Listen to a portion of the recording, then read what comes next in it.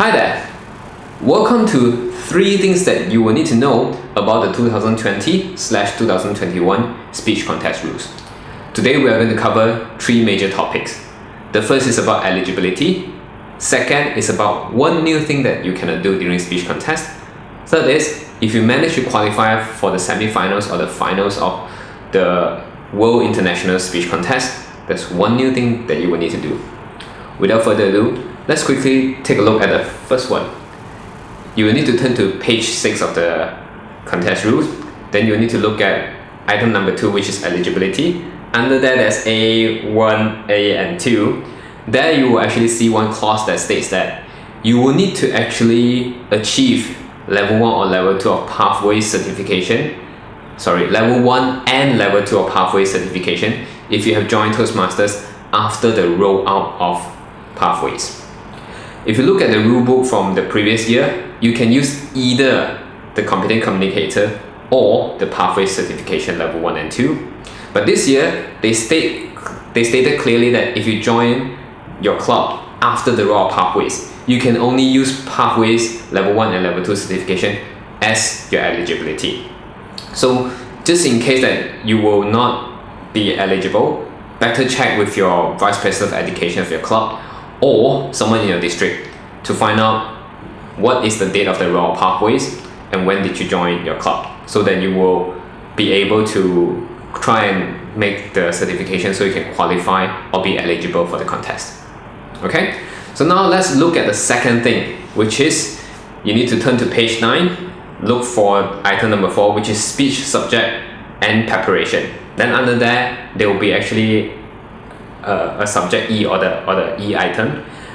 On E item, it states that you cannot make any reference to another contestant or speech by another contestant in the same contest.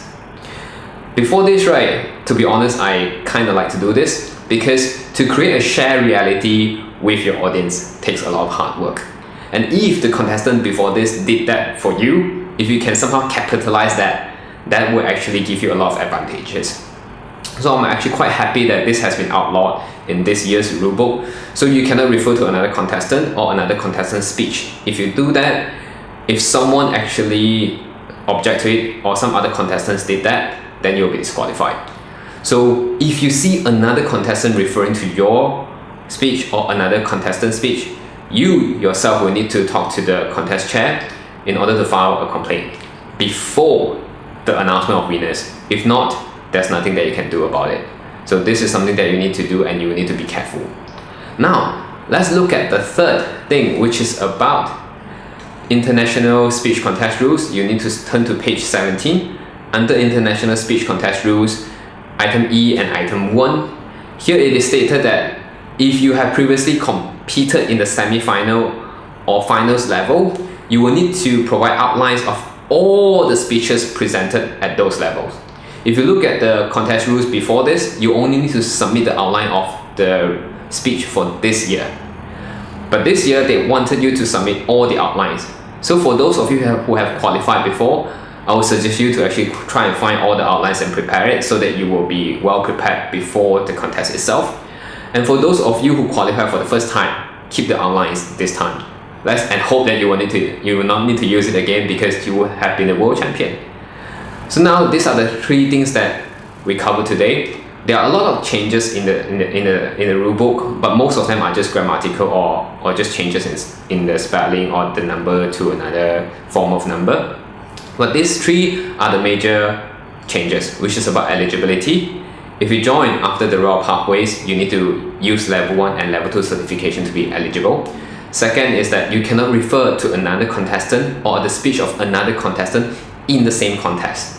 Third is if you have qualified to the semi-finals or the finals of the international speech competition before, then you will need to provide the outline of all your speeches before this. So these are 3 things that you will need to know about the 2020 or 2021 speech contest rules. If you like this video, please give me a like, and if you have any comments, please feel free to let me know. I would love to learn from you guys. And if you like this video and you would like to receive updates, please subscribe to my channel. I'll see you guys next time. Bye!